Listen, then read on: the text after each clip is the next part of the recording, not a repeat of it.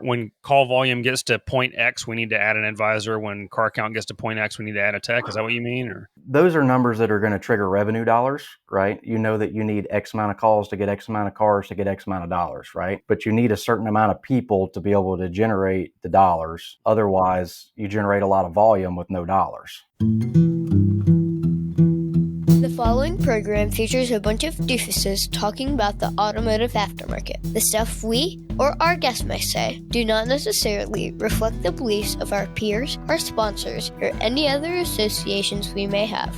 There may be some spicy language in this show, so if you get your feelings hurt easily, you should probably just move along. So without further ado, it's time for Confessions of a Shop Owner, with your host, Mike Allen.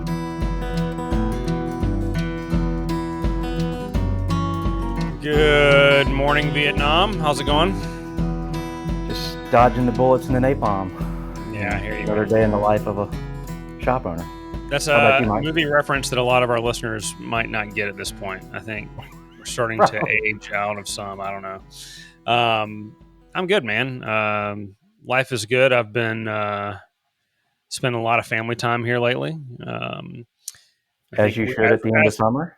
Yeah, as we will discuss, it has had an effect, or there is a direct correlation. I don't know if it was causation, but we'll see.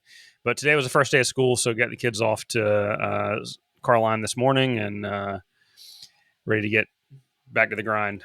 So Awesome. How was your summer going? We had a great summer, really. A little bit busier than I would probably like it to be work-wise, but that's first world problems. So Yeah. we won't complain.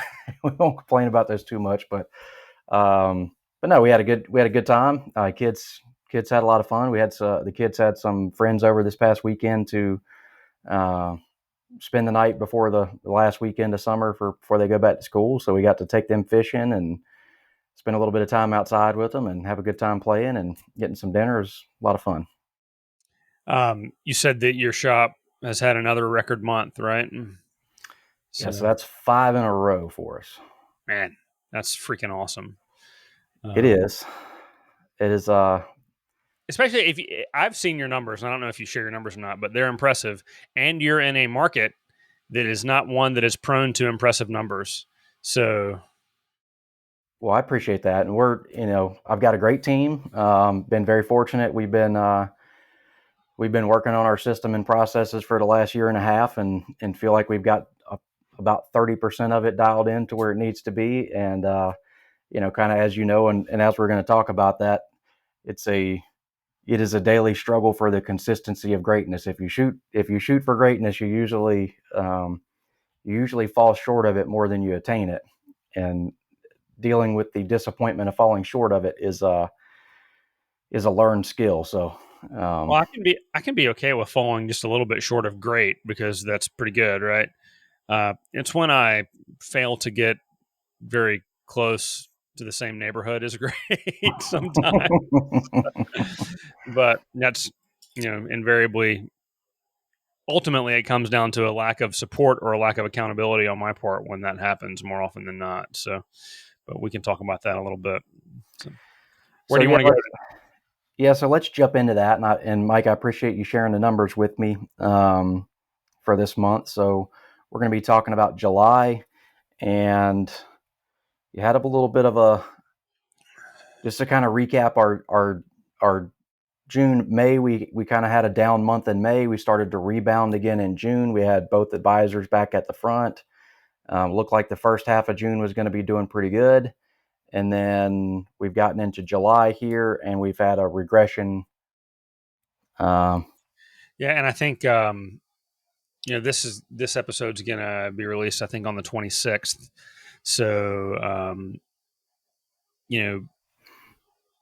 I've continued to struggle with that. So got the timeline a little bit off there. We had that really good month, that record month, and then we came down a little bit, and we came down a lot, back up a little bit. Still not where we want to be for July, but it was better than previous.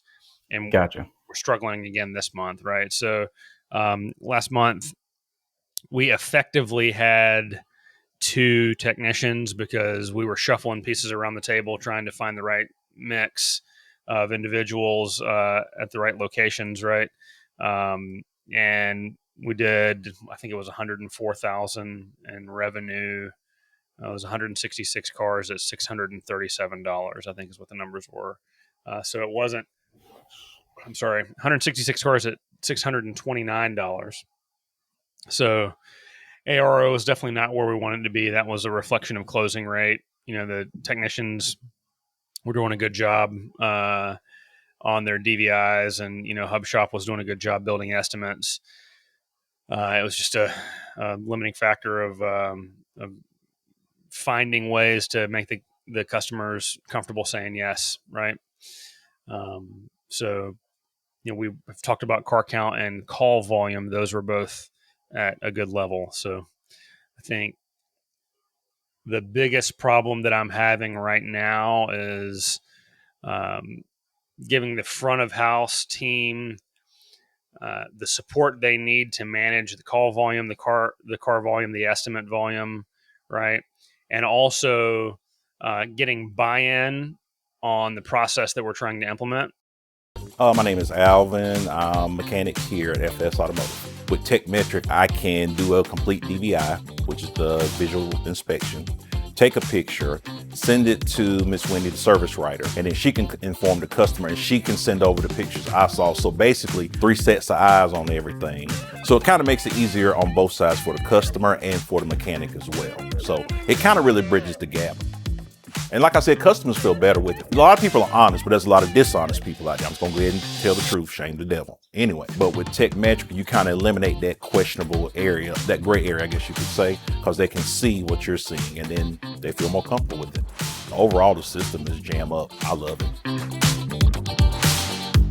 Look, here's the deal. I like to think that I'm pretty good at running an auto repair shop.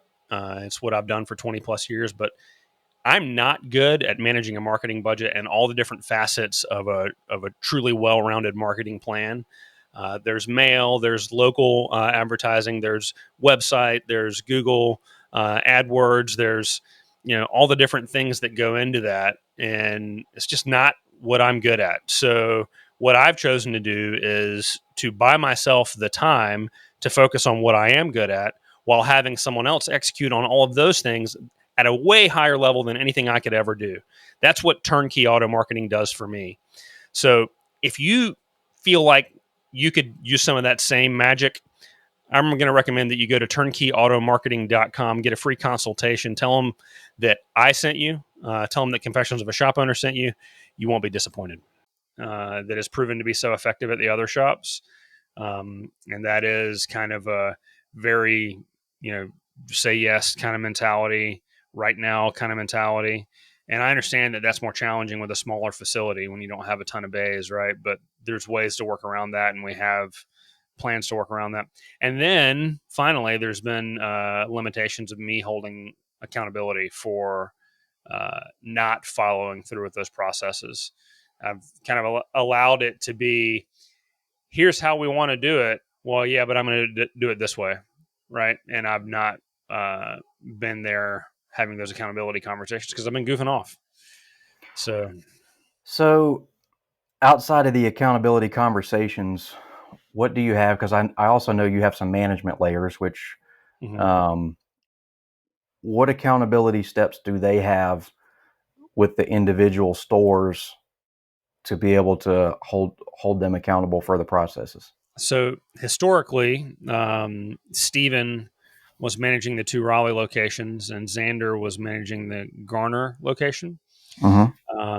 And starting a little over a month ago, the 2 of them together are both over all 3 locations in slightly separate roles. Xander's still primary base location is in Garner, but he's responsible for interviewing, hiring, training. Obviously, I'm involved as well, but front of house personnel and process and the rack attack team. So that's Xander that's responsible for that. Yeah. Okay. And Stephen is still primarily based in the Raleigh shop areas, and he's primarily responsible for operational systems, back of house, car flow, you know, parts and inventory management, that kind of stuff. So then most of what we would be talking about for this store and kind of what we've identified as what's fallen short would be front of house procedures. So that would probably fall under Xander, correct? Yeah, and we've got to figure out how that's going to work though, because Steven has been in Raleigh primarily, and he's got those relationships. And Xander comes in, and they don't really know him that well, right? But that is under his task description, right? So maybe they trade a little bit and spend some more time back and forth where they need to be. But yeah, something's got to change because what we're doing right now is not working. So, and I'm not trying to put all this on Xander and remove you from the situation completely. I just want to make sure, yeah, the first portion that I think you need to work on is making sure that Xander has all the support that he needs to monitor this on a day to day, and figure out what that, because you're the overall vision and accountability of the overall vision, and then there's the day to day workflow management of things. So we hate to be at the end of the month before, we look back and start making changes, or training, or IDing that we have this type of a problem. Like you've ID'd now, we're less than halfway through the month already, and you already know that this is a persisting problem, trailing into August as we speak. So, what does Xander have? What does he have for expectations to know when we have something that's underperforming, and then what is the game plan? What is the corrective action plan that he has in place?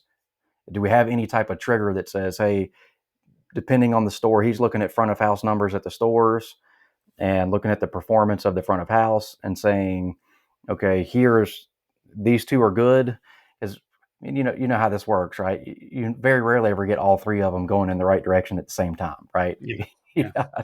You got two going good, one going bad. You get to one fixed, one over here starts to slip a little bit, and then so it's kind of going to be shifting around all the time to, given the one that needs the love and the pat on the back and the kick in the butt. What triggers that for him? Do we have anything in place to do that? No, historically that trigger has been me, right? And early this month, there were, we had one of those triggering meetings, right, where I was like, this isn't working. We've got to do something different. We can't expect different results just because we say go team, So,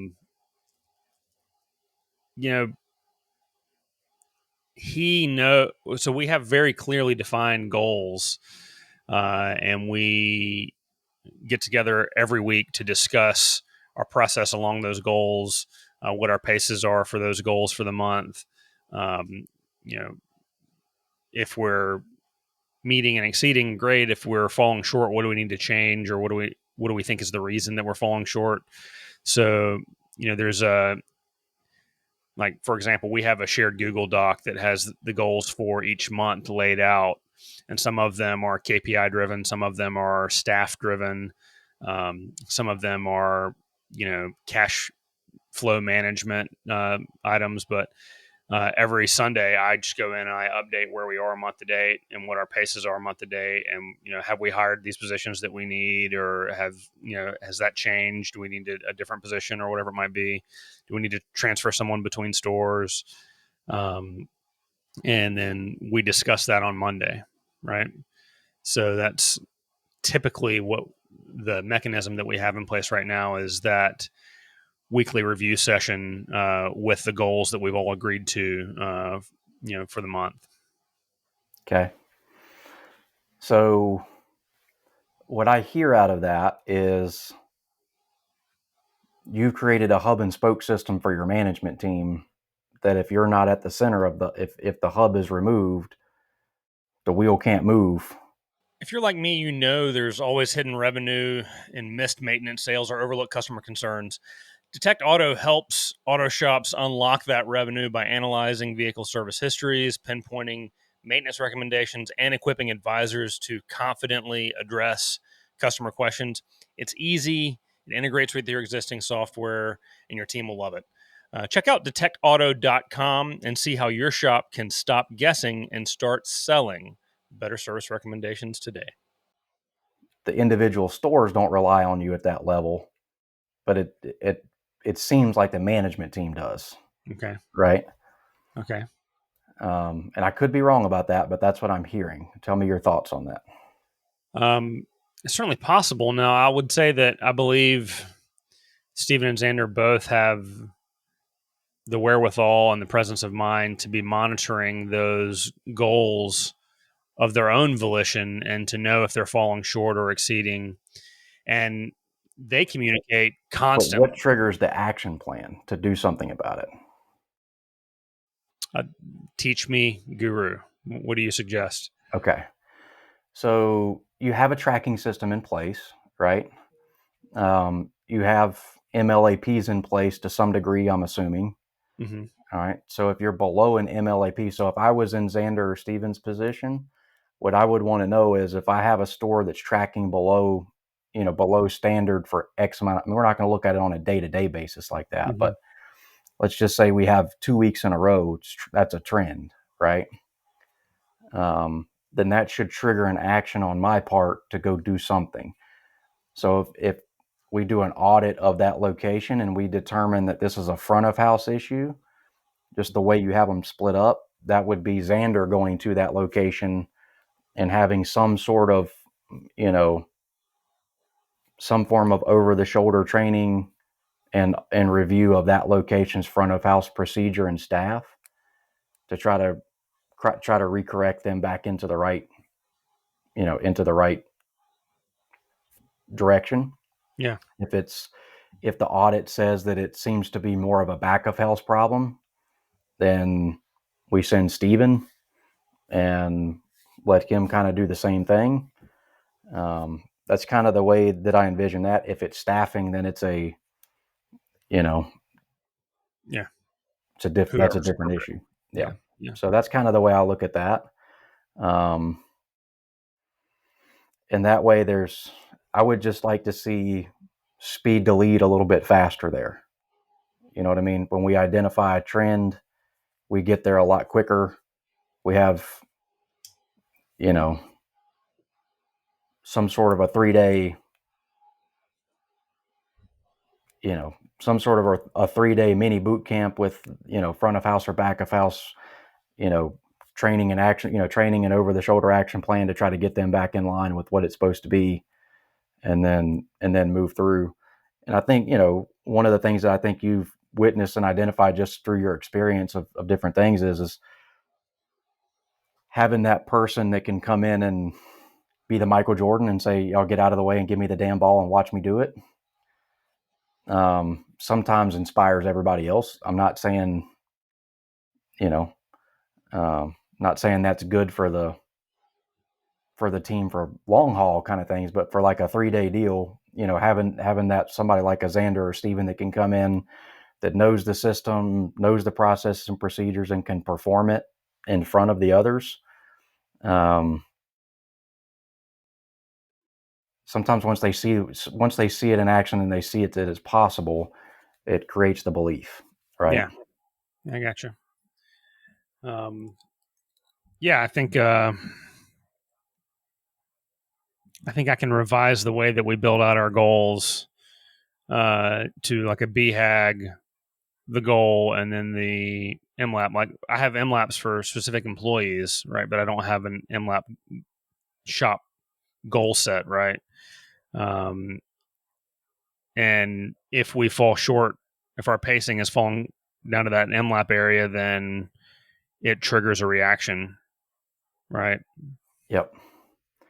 So, I mean, I would break those into front of house and back of house, and, set your targets for the store of what you need it to be, what you need the front of house performance to be, what you need the back of house performance to be. And then come up with some deviation of what the goal is, and say anything that's a greater deviation than this requires XYZ to happen, whatever that looks like. And I think, getting Steven and Xander's input on that would be instrumental as well. Yeah, I think I can definitely sit down with them and because the question is, find if that out. you park Xander in that store tomorrow, and you said your job is to be the service manager until things are turned around, how quickly do you think it would turn around? Within a week, right? But I think he'd probably run off some folks because they wouldn't be comfortable with the changes that he's forcing on them, right? And that might be necessary, I guess. I don't know. I don't know. He might not, but um, it would definitely ruffle some feathers. But didn't a store that small? It doesn't take a lot to move the needle. That's right. And so Um, that's that's where I would look at that and just say, in 3 to 5 days, he can have a big impact, in an underperforming area. It's just a matter of getting him there as quickly as you can. And so, all right, let's just go back through. So we've identified that we've got, our GP percentages have dropped, our closing percentages have dropped. It almost appears that everything is kind of trending to that direction of what you were talking about as far as as far as this being a front of house issue. The one thing that I am a little bit confused about, just because I know how your estimating is done, how did the GP percentage drop so much? we had a rash of warranty jobs because we had a technician Okay. break some shit. Okay. So That explains that.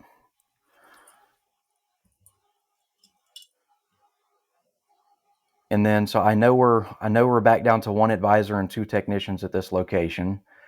I'm assuming that's not the end goal for staffing correct. for that location. We're planning on getting back to the 2 and 3 model. Is that the goal? Yeah. So I think probably two technicians and a high performing GS who's going to be primarily in rack attack. Yep. And then an advisor and an assistant up front. So it would be a 5-person staff for the most part. And I think we can get there in a pretty timely fashion. It's just like if I'm going to do that right now, it means I'm stealing personnel from the other stores, and Right. then I'm just playing whack a mole, right? Yeah. And so I'm short about 2 people across the whole company to be able to do that. Okay. And so if I'm robbing from Peter to pay Paul, it's just going to cause a problem somewhere else. So I need to. So you have an aggressive hiring campaign to try to get 2 more people. Yeah. Okay. But I mean, I can get 2 more people today. They got to be 2 more of the right people. Sure. Is it better to have a warm body who's not the right person, or to wait for the right person? I guess it depends on how long you got to wait and how much havoc is wrought by the warm body. I don't know. No, I mean, I'm with you. The right people outweigh people. A good system is about 60% of it. I don't want to say 60% of it. What the percentages don't matter. There's a portion of it that's going to be, the system. You have to have a system in place that gives an opportunity for people to be successful, and then the rest of it is you have to have the right people that can elevate the system, right? That would have been talented and successful regardless of a system, and the system just makes them even better, right? So the easy comparison there is we brought up Michael Jordan earlier. Michael Jordan pre Phil Jackson, pre the triangle, was good, won a lot of scoring titles, never won a playoff. It didn't win playoff games, didn't win championships. You bring in Phil Jackson, we put a structure together, we put the triangle offense, there's a system, he has to work within that system. All of a sudden, the whole team is better, and they win everything for 7 years in a row, right? Hey, it's me, Mike's kid. Want to tell us your wild shop stories? Or maybe you just think my dad's totally wrong. Call us at 704-CONFESS and leave a message. You can tell us we're awesome, or you can tell us we're idiots. We're cool either way. That's 704-CONFESS. Just don't make it too weird. So but you can take bad people and put them in that same system, and the system doesn't work. So I think there's a lot there to. So we were talking about, one of the things I'd like to talk to you about. We're talking about trying to build accountability for the managers, trying to build goals and trigger points. And I know that you said Xander is responsible for recruiting and onboarding and training. Is that correct? Or he's involved in it, not necessarily responsible for it. Involved in it and primarily we, like a key hire, we all talk to him, right? Sure. But Xander's focus is primarily front of house. So do they have a trigger that says we need a new person? Do they know that? Or is that you looking at everything and going, we need 2 more people? We talk about it constantly, right? Staff level, staff coverage is a constant topic of conversation. And so that's part of the goal sheet that we review every week is, hey, this store needs, it needs a GS. This store needs an advisor assistant. This store needs a technician or whatever it might be. And so we're actively reviewing that need list every week.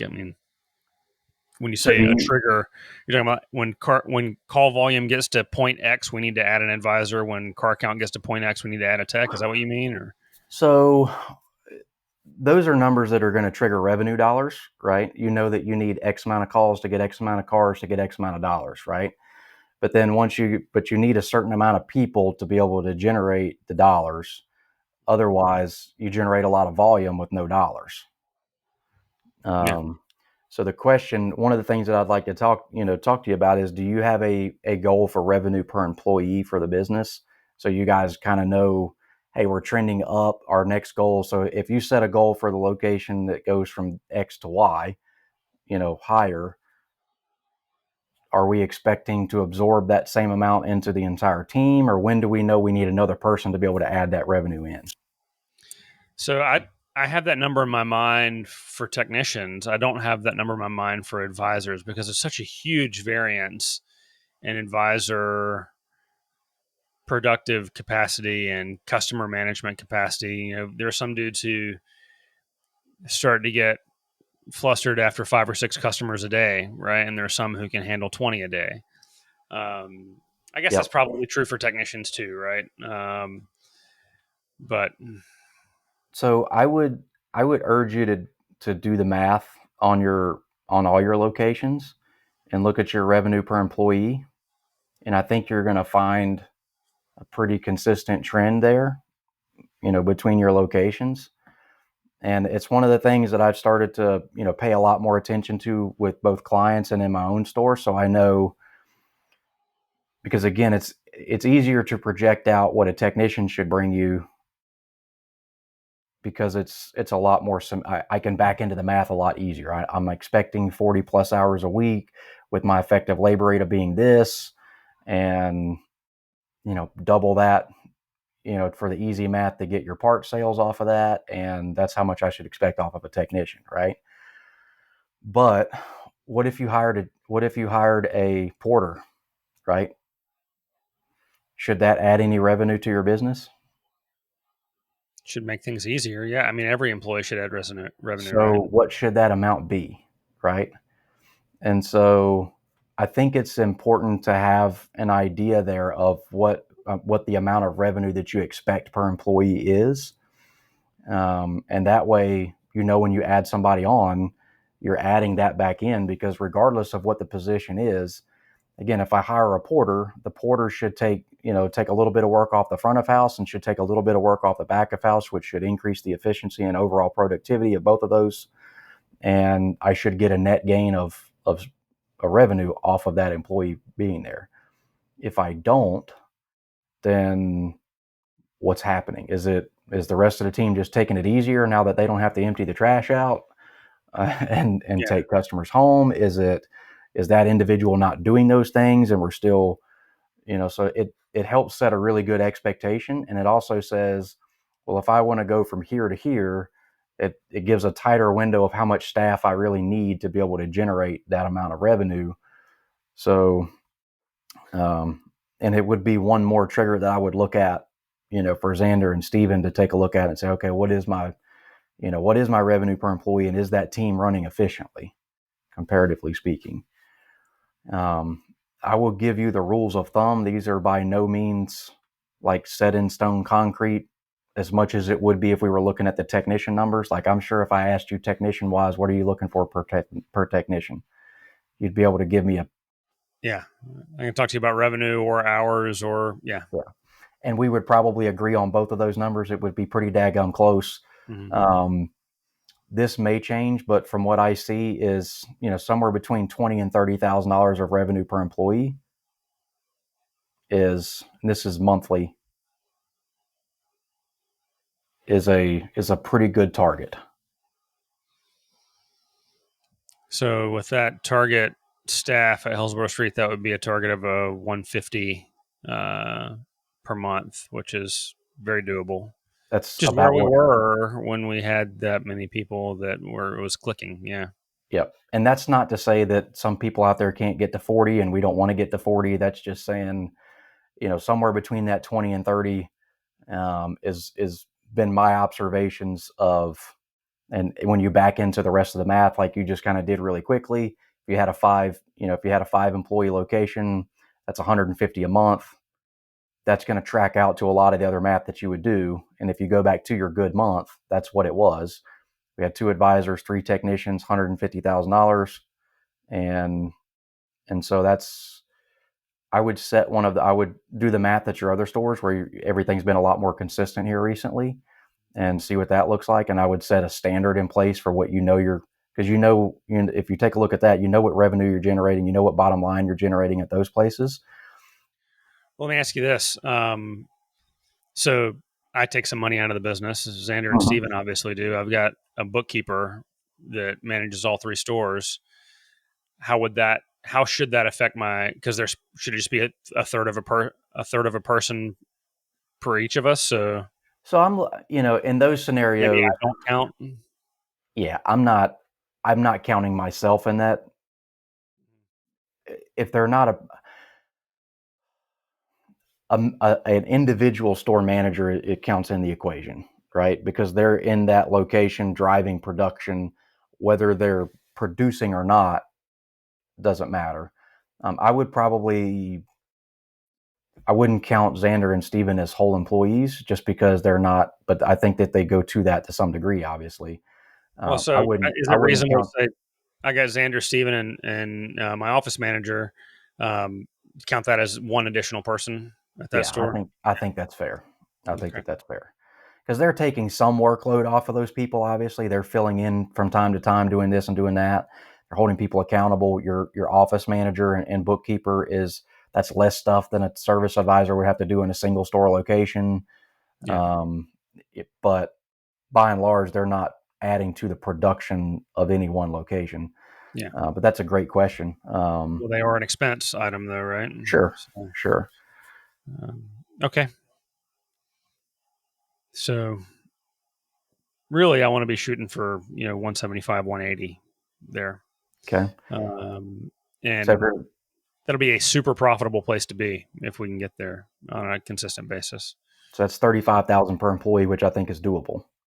I mean, I know it's doable. It's just I think it's very doable for you. That 20 to 30 range, like I said, is a good little litmus test.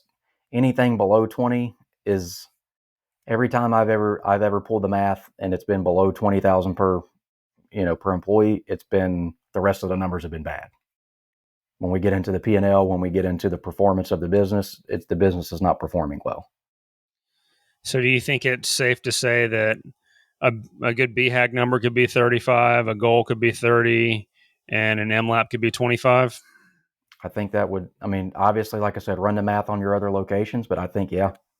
Yeah. Okay. I think that would be a good thing. For people who are listening who maybe have their own situation they're thinking about, that every situation is different, but that's a decent baseline to aim at.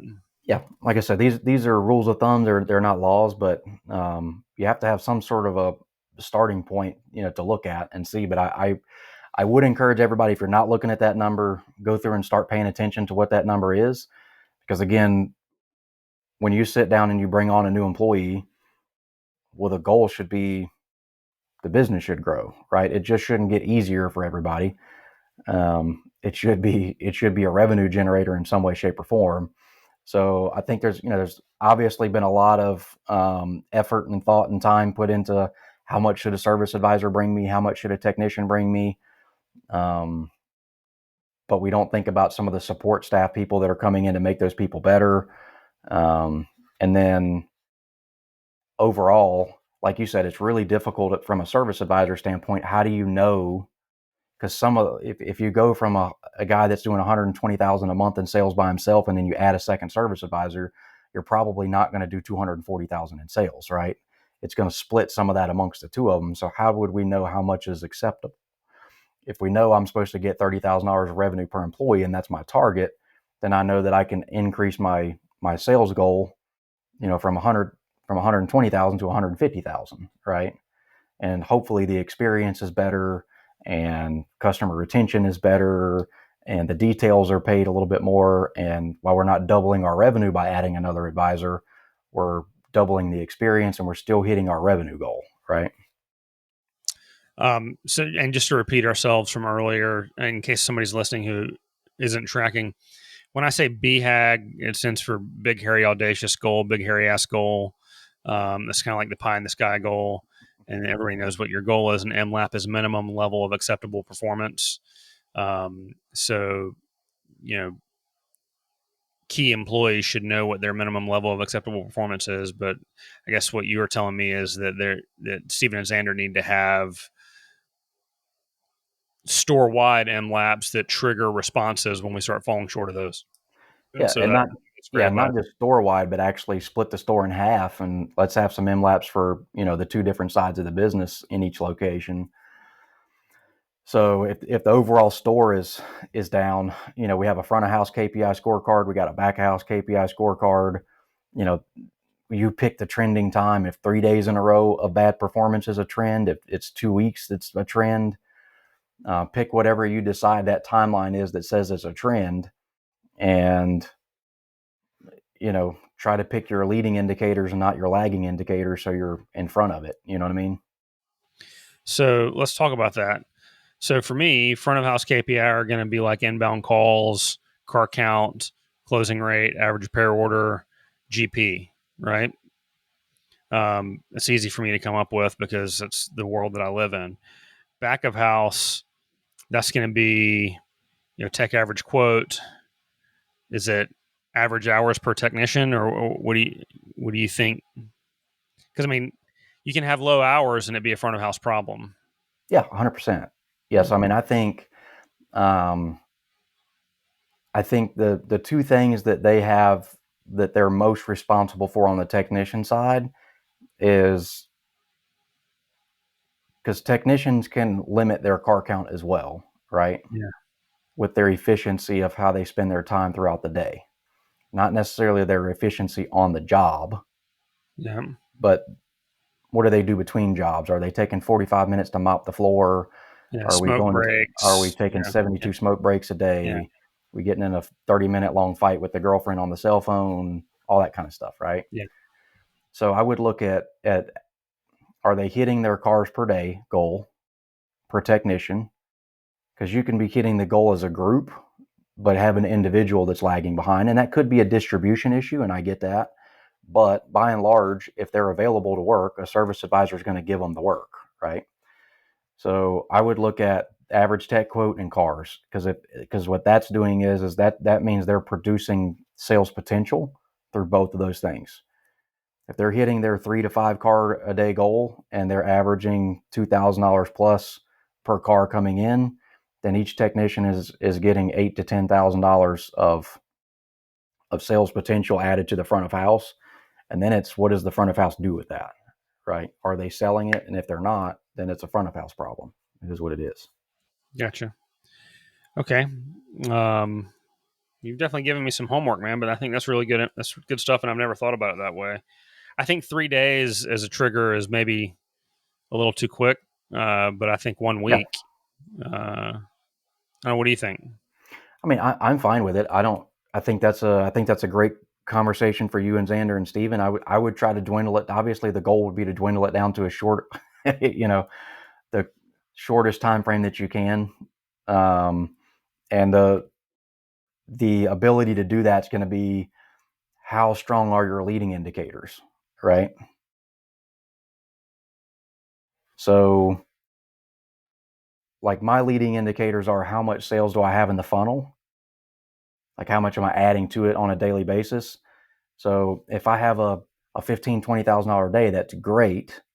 And I'm super happy about it. But if we only added $1,000 to the sales funnel, and I know tomorrow we come in and we only add $2,000 to the sales funnel, the team doesn't feel it yet. Like in their mind, they're still celebrating the $20,000 day, and it hasn't hit a pay week yet. But I know that we're getting ready to be slow, right? Because a week or two from now, you're not going to have that work because we didn't sell that work ahead of time. So that would be a leading indicator for me at the front counter. The better your leading indicators are, the better that is. I'm looking at 2 weeks ahead appointments. Like how much do I have on the appointments? And I'm not booking work out 2 weeks, if that makes sense. I'm not having people call me in today and I'm scheduling them out for 2 weeks. Let me make sure that I'm really clear on that for everybody that listens. I'm pre-scheduling appointments from 3 to 6 months ago and scheduling them back in. But if I'm looking on my calendar for next week or the week after that, and I don't have a lot of appointments or they haven't contacted and confirmed, then I know we're going to have a scary day or two in there because I don't have any guaranteed work next week. What percentage of your car count is pre-booked appointments from previous services? Are you asking me what my goal is or what it actually is? Yes. So our goal is to be 90% pre-booked. I don't know that we'll ever get there, but I'm striving for it. I would say right now a good 50 to 60% of our car count is pre-booked appointments. I think that's great. So there's definitely something to, and look, I mean, people have been doing pre-book appointments for ever, or I've been hearing people talking about it. I've just never been able to pull it off. And that's team buy-in to a degree and how it's delivered to the customer. I believe that you can say, hey, Miss Jones, my job is to be your car guy and take care of anything that you've got going on in the world of your car. And so part of that service that I provide for you is I'm going to remind you when you're due for your next service. So I'm going to call you in a few months and remind you that you're coming up due for your next oil change, and we'll book an appointment then. And that's really the pre-booked appointment, but I'm presenting it to the customer as I'm going to call you and remind you when you're due. right. It's a little bit of a softer conversation. And so, I mean, the pre-book, and that's how you would do the pre-book. You just have to have a scheduling strategy in your shop management system on the calendar that says this color is a pre-booked appointment, and then we call a week or two ahead of time and we confirm it. And after it's confirmed, we change the color, to a different color. But the way I try to present that to the staff is this: people matter, and I'm not trying to dehumanize the people, but let's just take a look at it from a mathematical standpoint. All right. If I could strategically line up my schedule with the most advantageous opportunities, I would have an opportunity. I would make more money, right? So the more pre-scheduled appointments that I book, if I'm looking ahead a week or two ahead of time and I'm looking at the schedule, then I get an opportunity to take a look at my rollovers, see what I currently have, see what I need to fill in for gaps, to meet my goals. And then I get to pick and choose off the buffet which opportunities are the best opportunities to fill into that. Because if I pre-scheduled an appointment from 6 months ago, you don't remember whether I scheduled it for the 20th or whether I scheduled it for the 3rd of August. You don't even remember that I scheduled it. So if I'm on the 3rd and I see, hey, Mike is an A-list customer, but I need another car today, or I'm going to need another car next week, I'm going to prioritize my call out schedule based off opportunity. And I'm going to call and schedule Mike and say, hey, Mike, I've got you pre-scheduled for your oil change this month. Do you have an opportunity to bring it in on the 3rd at 10 a.m.? Right. Yeah. And that makes if sense. if I can keep scheduling by opportunity that way, and every single day I'm maxing out the schedule with the best opportunity possible and not just doing a bunch of first come, first serve, block filling, which is kind of what we're historically done in the industry. No, I don't know that I've ever heard anybody talk about pre-booking on kind of nebulous dates and then cherry picking the best clients first, or to fill gaps. That makes a ton of sense. So, Yep. So my analogy to the service advisor I spoke with yesterday was, I said, if we had a line of 10 people and your job was to collect all of the money that those 10 people had in their pocket, like if you talked to them for an hour, you were guaranteed that you were going to get all of Careful, their that's money. evil shop owner conversation. Well, I mean, so just bear with me again. So just again, I'm not trying to dehumanize it. I'm just trying to make the math of the concept make sense to everybody, right? So you had 10 people, you only have 8 hours in the day, you got 1 hour conversation, so you have to pick 8 out of the 10 people to talk to, right? And your job is to collect the most money possible from those 10 people. Well, picking the right 8 would be a big portion of making the most money, right? So have you ever been in church on Easter Sunday and they do the giveaways for the oldest mother, youngest mother, those types of deals, and they say raise your hand, if you're 20 raise your hand, if you're 30 raise your hand, and then by the end of it, there's some 90-year-old lady over there that still has her hand raised and she gets the flowers and the cake or whatever. So I said the best way to do that would be you would ask everybody, you would find out how much money they had in their pocket, right? You would say, who's got $100, who's got $200, who's got $400, who's got $500, and we would stack them in line like that, right? So my point with bringing that up was, in your shop management system, you have access to that information. You have their pre-existing buying habits, and even if you don't, you have you know what type of car they have because you scheduled it for the car, right? And you know what type of opportunity that car has. And if I'm looking at a 2025 Hyundai Kia and I'm looking at a 2015 Ford F-150, there is a tremendous amount of difference in the opportunity between those two vehicles. So I can go on my schedule a week from now and I can just quickly, I mean, it's subjective, obviously.